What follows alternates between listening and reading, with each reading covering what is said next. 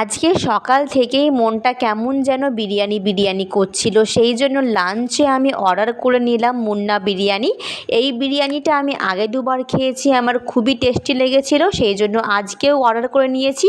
তার সঙ্গে এক্সট্রা করে চিকেন, আলু, ডিম আর আমার একটা থামস আপ লাগবেই, না হলে মনে হয় বিরিয়ানি যেন অসম্পূর্ণ থেকে গেল। তো এই যে দেখো, আমি আর কিন্তু এটা চিকেন বিরিয়ানি, চিকেনের পিসগুলোও খুব ভালো ছিল আর সবগুলোই ওয়েল কুকড ছিল, ভাতটাও ঝরঝরে ছিল।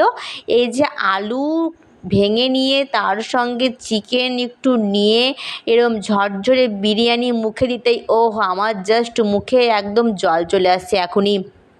তো এগুলো সব একদম মুখে দিতেই ওহ, যেন শান্তি। তারপরে সর্বশেষে মিষ্টি না হলে তো মনে হয় কিছুই খাইনি। এই যে আমি নিয়ে চলে এসেছি একটা লাড্ডু আর বেকড সন্দেশ। কেমন লাগলো অবশ্যই জানিও।